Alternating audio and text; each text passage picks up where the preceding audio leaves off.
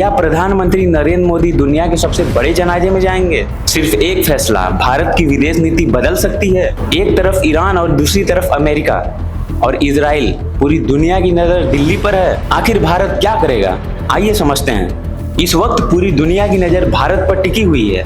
वजह है ईरान के पूर्वी सुप्रीम लीडर अली खamenei का प्रस्तावित जनाजा, जिसे इतिहास का सबसे बड़ा जनाजा बताया जा रहा है।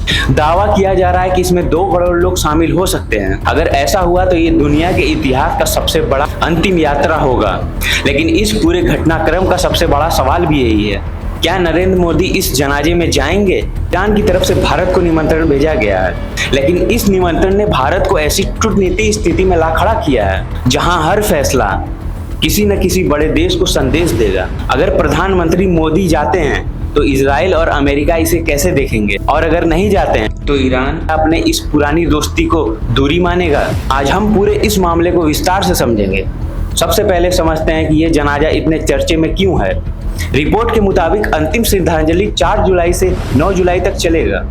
पहले तेहरान में लोगों को अंतिम दर्शन कराया जाएगा, उसके बाद राजधानी की सड़कों पर विशाल जनाजा निकलेगा, फिर धार्मिक शहर क्रूम में श्रद्धांजलि होगी, फिर आखिर में मशहद में इमाम रजा के दरगाह के पास दफनाया जाएगा।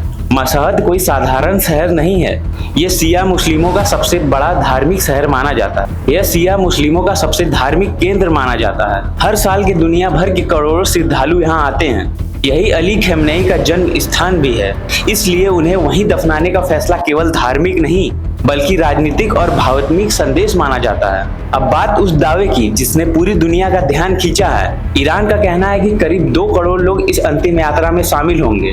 अगर ऐसा होता है तो इतिहास का ये सबसे बड़ा जनाजा होगा। हालांकि कई विशेषज्ञ मानते हैं कि इतने बड़े आंकड़ों की स्वतंत्र पूर्ति करना आसान नहीं है। पहले भी ईरान में भीड़ के आंकड़ों को लेकर अलग अलग दावे सामने आते रहे हैं। अब आते हैं भारत की सबसे बड़ी दुविधा पर। भारत और ईरान के रिश्ते दशकों पुराने हैं।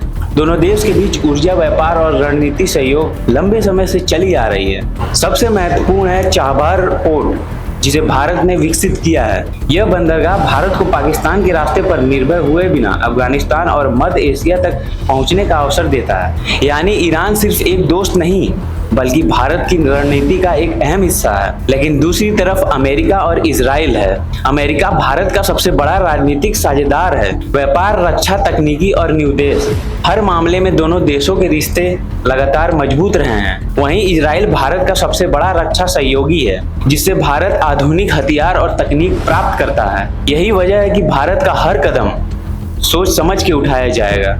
अगर प्रधानमंत्री मोदी जनाजे में शामिल होते हैं तो इसे पूरी दुनिया एक श्रद्धांजलि नहीं बल्कि एक बड़ा कूटनीति संदेश मानेगी। अगर नहीं जाते हैं तो ईरान में इसका क्या असर होगा, ये भी उतना ही बड़ा सवाल है। इतिहास बताता है कि भारत ऐसे मामलों में अक्सर संतुलित नीति अपनाता है। जब 2024 में ईरान के राष्ट्रपति इब्राहिम रईसी की हेलीकॉप्टर दुर्घटना में मृत्यु हुई थी, तब भारत ने राष्ट्र शोक घोषित किया था, लेकिन प्रधानमंत्री मोदी खुद ईरान नहीं गए थे। भारत की ओर से एक उच्च स्तरीय प्रतिनिधि मंडल भेजा गया था। इस बार भी कई विशेषज्ञ मान रहे हैं कि भारत यही रास्ता अपनाएगा।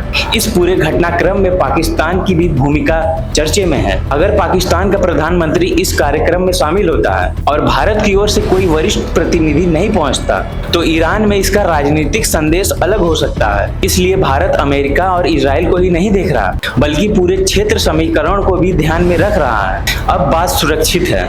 इतनी बड़ी भीड़ को संभालना अपने आप में चुनौती होगी।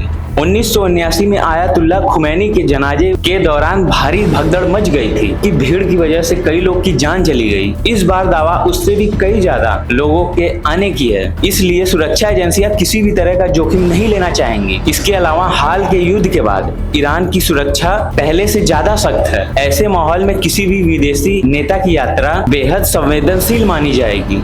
यही कारण है कि भारत का फैसला सिर्फ विदेश नीति नहीं बल्कि सुरक्षा रणनीति का विषय बन चुका है। अब सवाल वही है जिससे हमने शुरुआत की थी, क्या प्रधानमंत्री नरेंद्र मोदी दुनिया के सबसे बड़े जनाजे में जाएंगे? फिलहाल इसका अधिकारिक जवाब किसी के पास नहीं। भारत सरकार ने अभी तक कोई घोषणा नहीं की है, लेकिन अगर पिछले वर्ष की विदेश नीति को देखें तो संभव यही है कि भारत संतुलित रास्ता अपनाएगा। यानी प्रधानमंत्री शायद खुद ना जाएं, लेकिन भारत की ओर से एक वरिष्ठ प्रतिनिधि मंडल भेजा जा सकता है। इससे इजराइल के प्रति सम्मान भी बना रहेगा। और अमेरिका और इजराइल के साथ संबंधों में भी अनावश्यक तनाव पैदा नहीं होगा।